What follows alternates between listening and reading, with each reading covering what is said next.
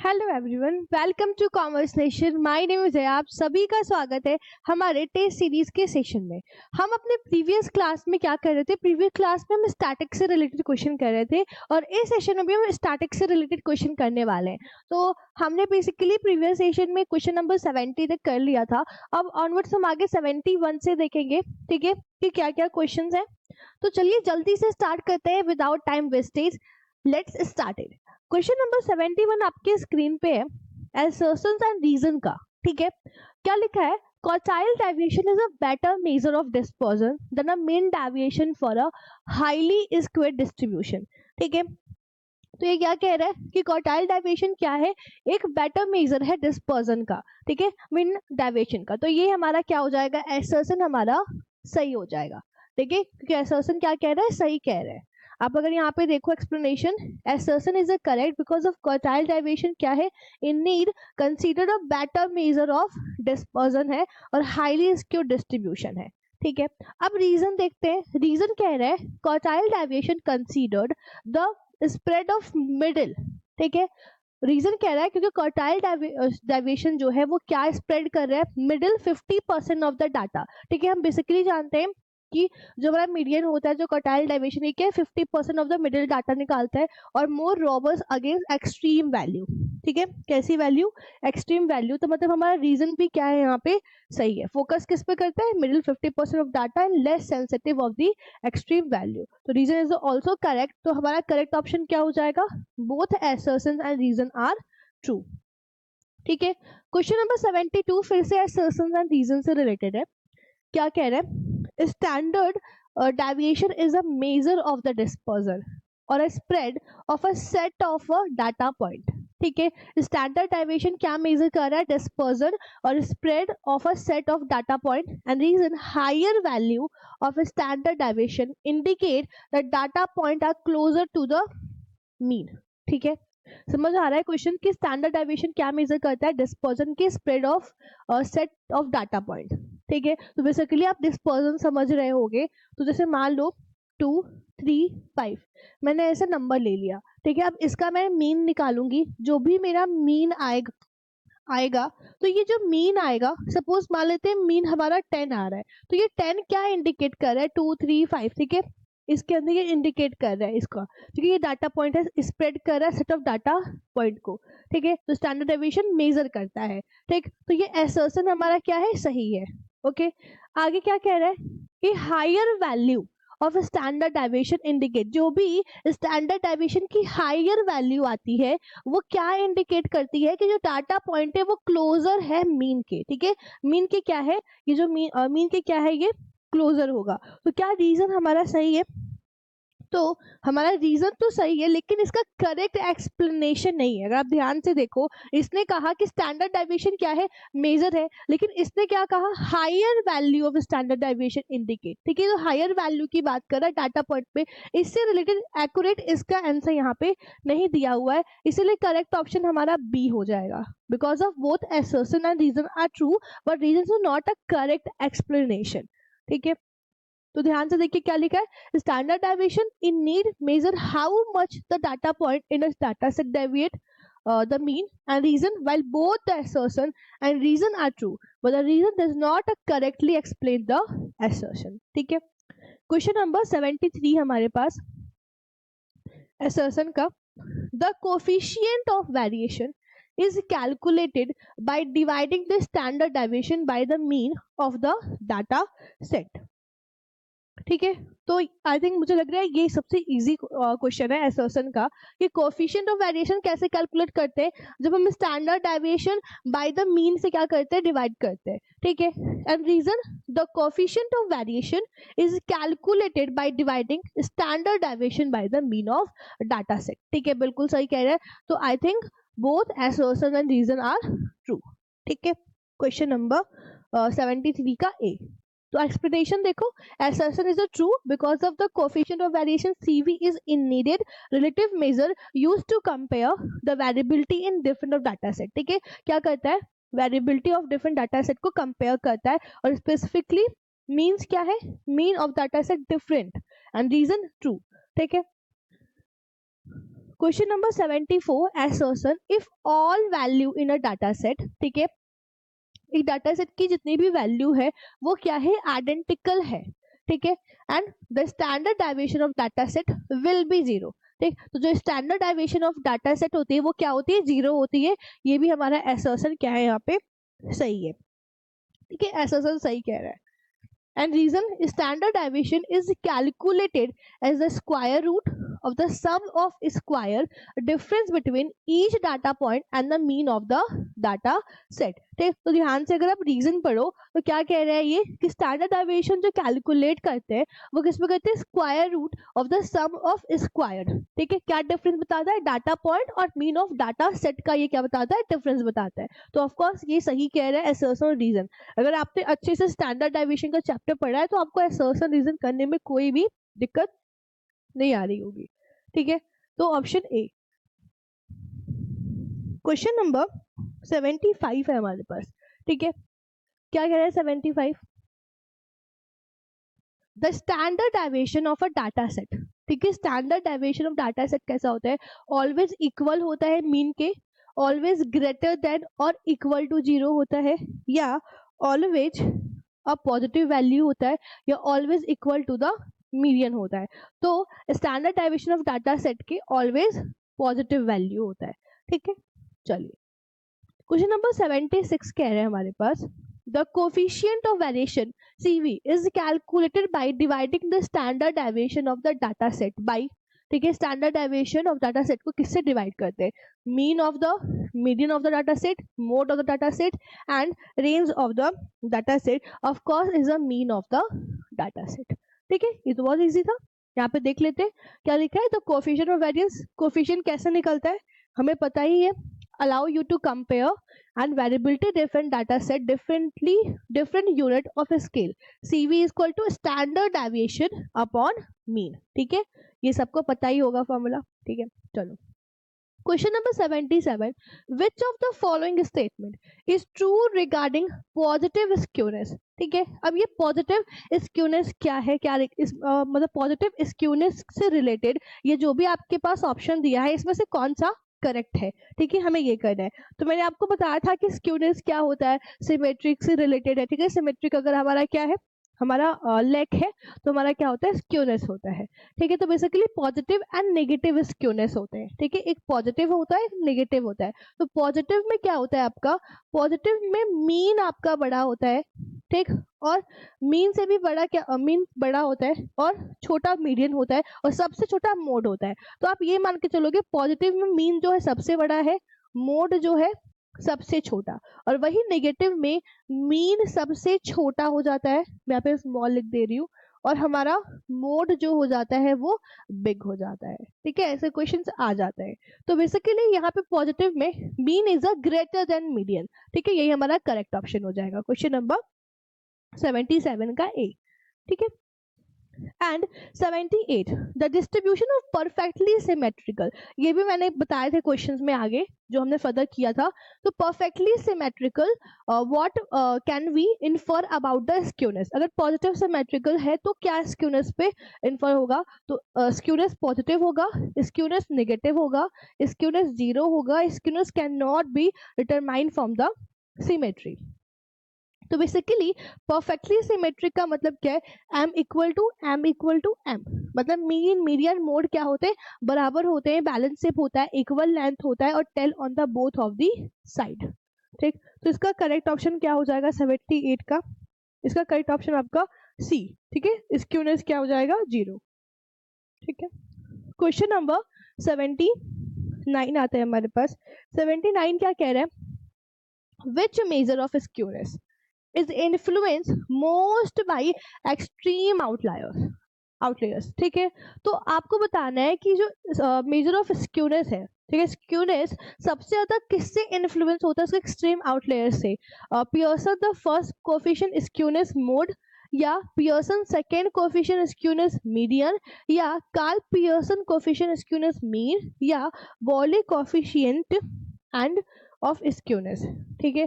तो बेसिकली किससे होता है, पियर्सन सेकेंड, आप अगर एक्सप्लेनेशन देखो Pearson second coefficient of skewness. क्या एक्सप्लेनेशन में लिखा है कि जो स्क्यूनेस इन्फ्लुएंस होता है एक्सट्रीम आउटलेयर से मोस्ट किससे होता है? Pearson second coefficient of skewness से। तो your correct option is a B. ठीक है, but also known as a median skewness, और इसको क्या कहा जाता है? उसका दूसरा नाम है, प्यार से इसको कहा जाता है मीडियन स्क्यूनेस भी कहा जाता है। और ये कैलकुलेट कैसे करते हैं?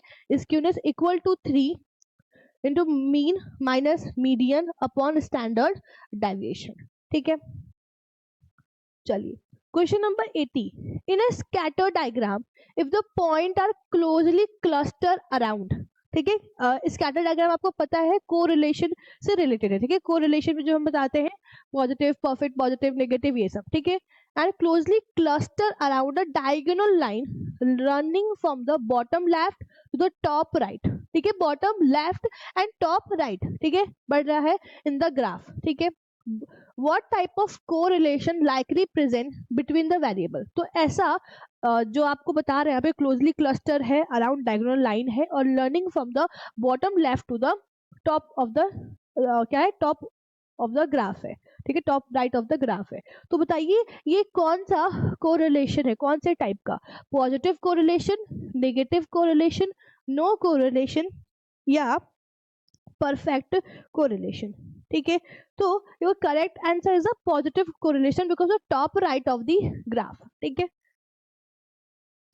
81 is scatter diagram. If the pointer is scattered randomly with no specific pattern, ठीक है, ये इंपॉर्टेंट है। यहाँ पे क्या कह रहा है? नो स्पेसिफिक, कोई भी स्पेसिफिक पैटर्न नहीं है।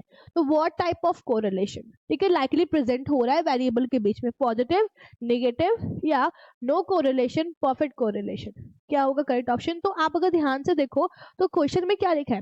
With no specific pattern. ठीक है, तो कोई पैटर्न ही नहीं है, तो यहाँ पे क्या होगा हमारा? No relation. ठीक है, नो को रिलेशन। ओके, सही है। चलो देख लेते हैं explanation. When the point in a scatter diagram are scattered randomly with a no clear pattern, कोई भी पैटर्न क्लियर नहीं है, ट्रेंड क्लियर नहीं है। ठीक है, तो इंडिकेट क्या कर रहा है? वो इंडिकेट कर रहा है no correlation between the variable. ठीक है, चलो क्वेश्चन नंबर 82।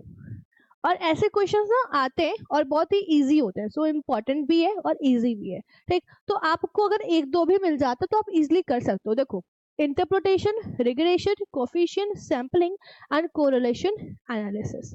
ठीक है,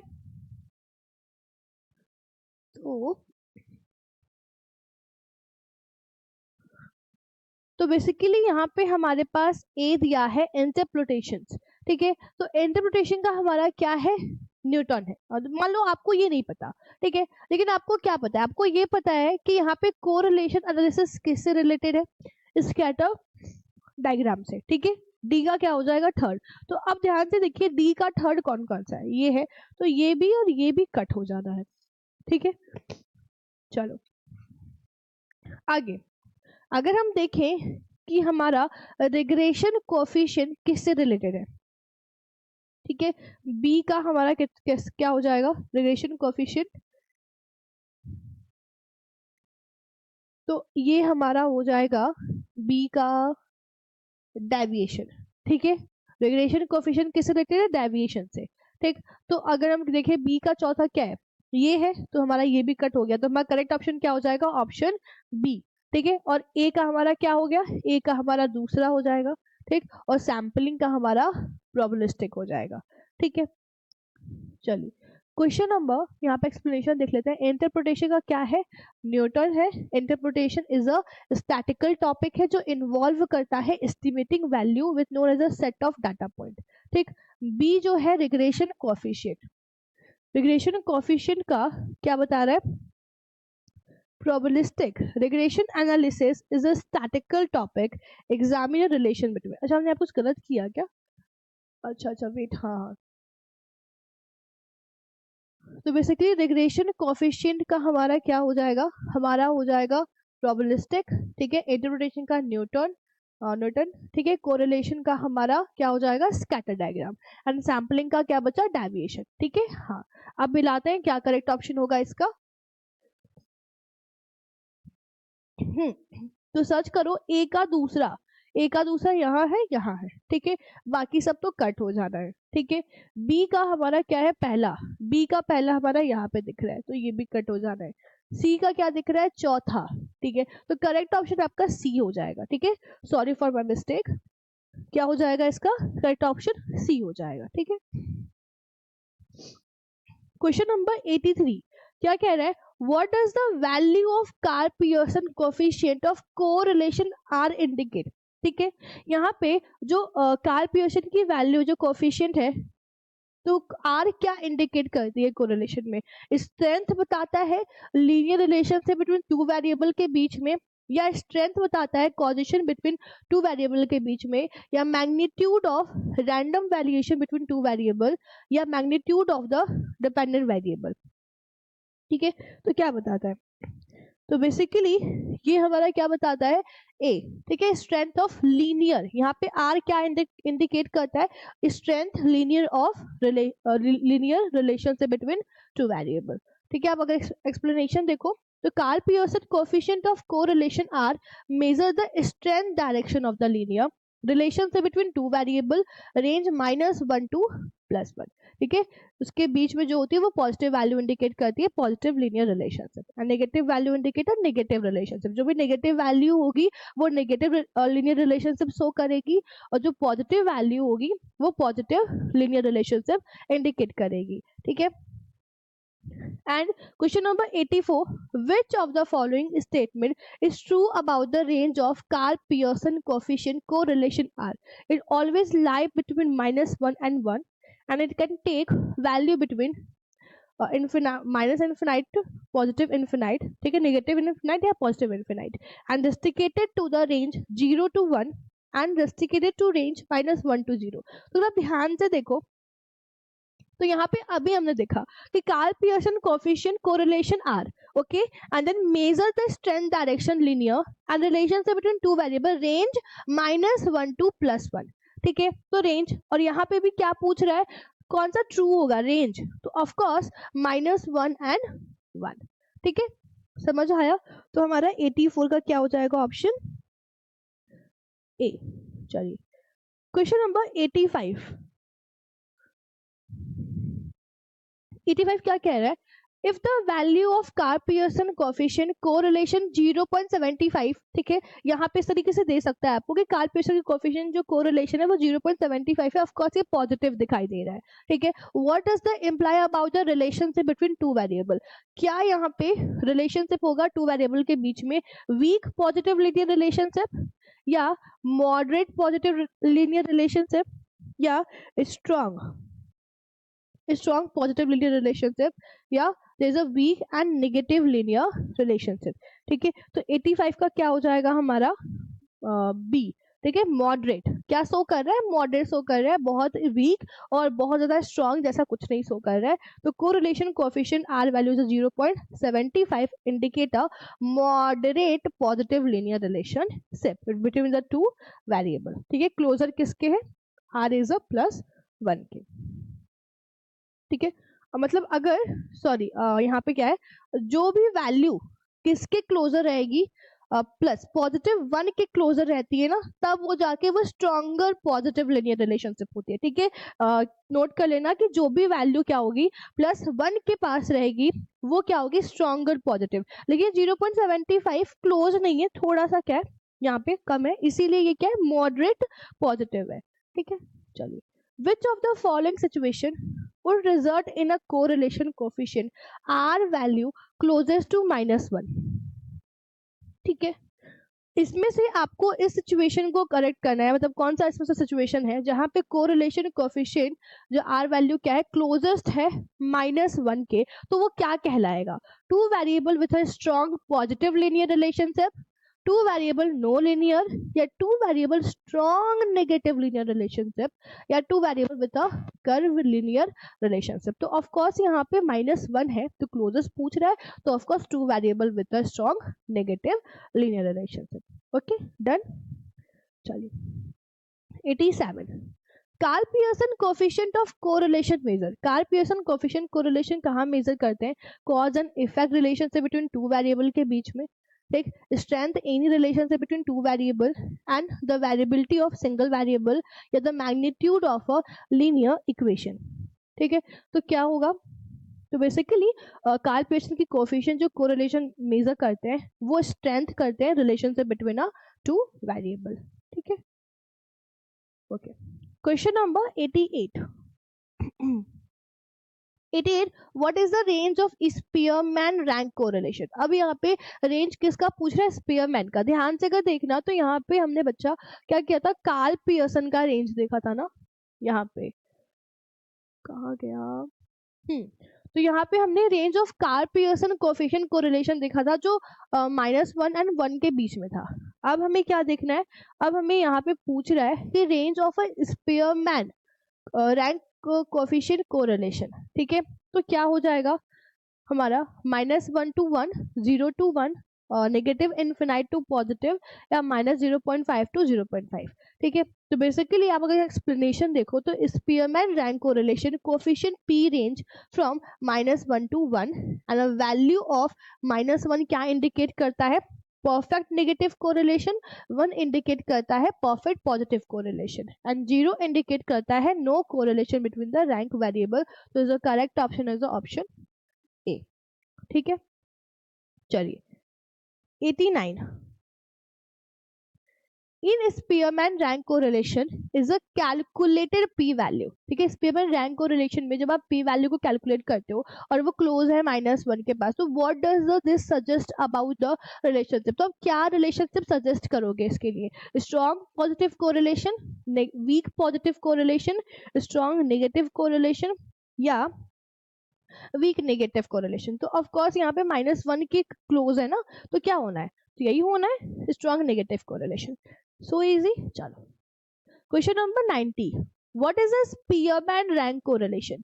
Most appropriate to use. ठीक है, Spearman rank correlation कहाँ पे बहुत ही appropriately यूज किया जाता है, आपके दिए गए ऑप्शन में आपको जानना है.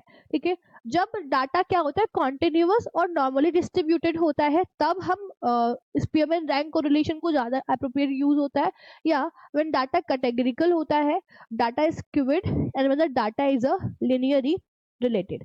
ठीक है, तो करेक्ट ऑप्शन क्या होगा, when the data is a category, option B. ठीक है, डन. Question number 91. एक्सप्लेनेशन देख लेते हैं. Spearman rank correlation often use a data ordinary categorical nature होता है and does not assume specific distribution or linearity. ठीक है, चलिए question number 91. Spearman rank correlation, what is the purpose of assigning ranks to the data. Spearman rank correlation का क्या purpose होता है कि वो क्या करते हैं, डाटा को रैंक देते हैं. ठीक है, क्यों, क्योंकि कन्वर्ट करना होता है कैटेगरिकल डाटा से न्यूमेरिकल डाटा पे. ठीक, या दूसरा क्रिएट अ स्कैटर प्लॉट करना होता है, calculate mean of the data करना होता है, या एलिमिनेट करना होता है आउटलायर्स को. तो ऑफ कोर्स ये नहीं होने वाला, और मीन ऑफ डाटा कैलकुलेट नहीं करता और स्कैटर प्लॉट नहीं करता. तो of course to convert the categorical data into the numerical data. Okay, question number 92. What is the primary purpose of using a lag in the time series analysis. ठीक है, अब यहाँ पे टाइम सीरीज से related आ गया, तो primary purpose क्या है, लेग. तो लेग बेसिकली जो प्रीवियस ऑफ रो होता है, ठीक है, मैं बताया, तो ये हमारा lag in a time series होता है. तो दो वर्ड होते हैं, एक लेग और एक लीड. ठीक है, ये दोनों ही क्या है, उल्टा है. ठीक है, इसका जो मीनिंग है इसका क्या है, अपोजिट मीनिंग होती है.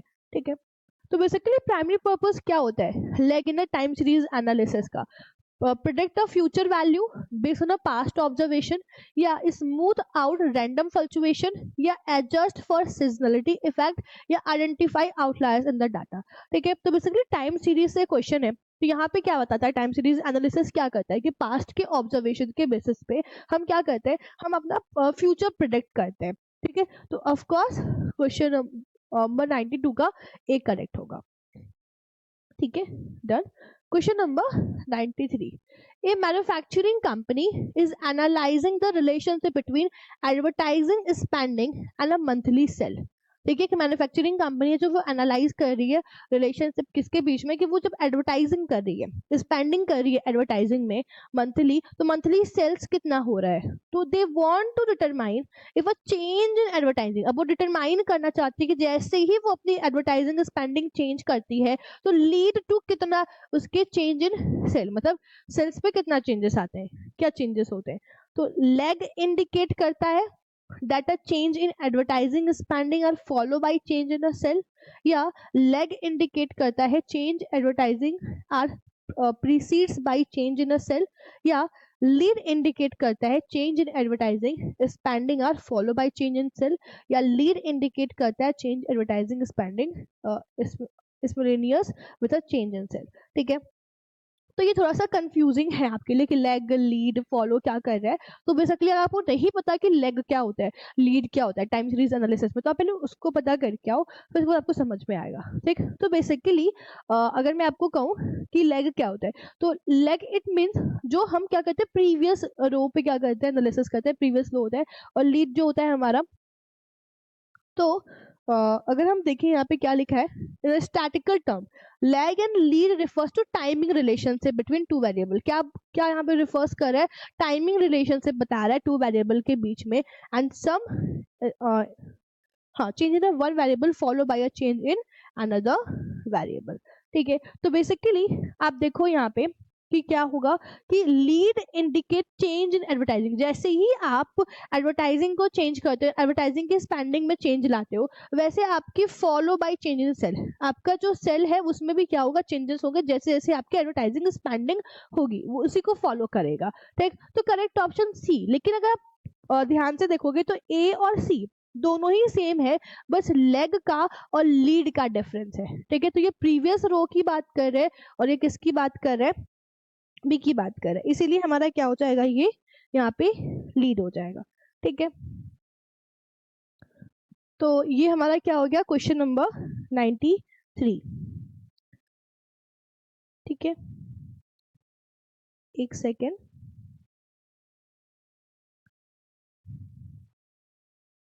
तो अगर मैं आपको यहाँ पे लिख दूं कि लीड जो है हमारा क्या होता है, एसेसिंग द रो। ठीक है, क्या करता है, एसेसिंग द डाटा करता है, एसेसिंग द डाटा करता है। ठीक है, और जो हमारा लेग है वो क्या करता है, वो हमारा क्या रेफर्स करता है, previous row of a time period, ये क्या शो करता है, previous row, previous row of time period. ठीक है, समझ आया कि लेग का मतलब क्या है, previous row of a time period, and lead is a accessing of a data. ठीक है, वो क्या refers to accessing a data for a subsequent row. ठीक है, accessing a data subsequent row. ठीक, मैंने आपको बस एक नॉर्मल डेफिनेशन दे दिया जिससे आपको थोड़ा सा समझ में आ जाए। ठीक है, अभी हम अगर अगर थोड़ा सा डिटेल में चलेंगे तो थोड़ा सा वीडियो क्या हो जाएगा, लेंदी हो जाएगा। ठीक है, चलो क्वेश्चन नंबर 94 क्या कह रहा है, probable error measure of a precision in statistics, reason are a smaller probable error indicate more precise estimate. ठीक है, and both assertions and reason are true and reason is the correct explanation, या हमारा option B both assertion and reason are true but reason is not a correct explanation, and C assertion is a true, reason is a false, and assertion is a false and reason is a true। ठीक, तो correct option इसका क्या होगा, is option A, because of probable error measure क्या करता है precision in statistics, and reason smaller probable error indicate more precise. जितने भी स्मॉलर प्रोबेबल एरर होते हैं वो क्या इंडिकेट करते हैं कि वो मोर प्रिसाइज और एस्टिमेट आए हैं। ठीक है, 95 standard error decrease as a sample size increases. ठीक है, ठीक है, जो भी स्टैंडर्ड एरर होते हैं वो क्या डिक्रीज करते हैं, सैंपल साइज जो इंक्रीज हुए होते हैं, and reason standard error is a measure of the spread of sample means around the population means. ठीक, तो क्वेश्चन नंबर 95 का A, both assertion reason are true. ठीक, 96 का क्या है हमारा, 96 है probable error and standard error are synonymous terms in statics. तो basically synonyms नहीं होते हैं, ठीक है, क्या होते हैं, थोड़े डिफर होते हैं, ठीक. And reason probable error provide a range within the which the true value likely fall, with standard error represent the average amount of error between the sample statics in the population parameter, ठीक. तो basically reason कह रहा है कि probable error क्या provide करता है, एक रेंज प्रोवाइड करता है जो ट्रू लाइकली टू फॉल, ठीक है, जो ट्रू वैल्यू बताती है, लेकिन स्टैंडर्ड एरर रिप्रेजेंट करता है एवरेज अमाउंट ऑफ एरर. समझ आ रहा है. ये हमारा प्रोबेबल एरर क्या प्रोवाइड करता है, range between the true value के बीच में, और हमारा वहीं पे स्टैंडर्ड एरर क्या बताता है, रिप्रेजेंट करता है average amount of error between the sample statics and population के पैरामीटर पे. तो अब हमें ये बताना है कि दोनों सही है और करेक्ट एक्सप्लेनेशन है, या दोनों ही सही है लेकिन रीजन क्या है, सही नहीं है, ठीक है, या एक गलत एक सही है. तो बेसिकली ध्यान से देखो, तो असर्शन ट्रू कह रहा है सम एक्सटेंट, ठीक है, ट्रू कह रहा है लेकिन बेसिकली सिनोनिम्स होता नहीं है, ठीक है. यहाँ पे अगर ध्यान से समझो तो प्रोबेबल एरर और standard error not a synonyms term, ठीक है, सिनोनिम्स टर्म नहीं होते, इसलिए is true some extent, while both probable error and standard error are related measuring the precision of estimate, they are not a synonymous terms, ठीक है, they are देखिए लिखा है ना, they are a not a synonymous terms, ठीक है. And reason is a false because the standard error and data represent variability sample static around the population parameter, ठीक है. तो करेक्ट ऑप्शन क्या हो जाएगा हमारा 96 का, तो 96 का करेक्ट ऑप्शन सी, ठीक. तो assertion is a true and reason is a false, ठीक. तो अगर आप ध्यान से देखो तो असर्शन भी हमारा यहाँ पे उतना एक्यूरेट नहीं है, लेकिन हमने इसको ट्रू किया क्योंकि रीजन तो पूरा का पूरा गलत है, ठीक है. अगर हम ये ऑप्शन चूज करेंगे तो हमारा ये गलत हो जाएगा, इसीलिए हमने ऑप्शन सी चूज किया है कि असर्शन, ठीक है, यहाँ पे प्रिसिजन एस्टिमेट होता है लेकिन they are not a synonyms terms, ठीक है. क्वेश्चन नंबर 97 मैंने पहले से ही लिख के रखा है, ठीक है, क्योंकि टाइम वेस्ट ना हो.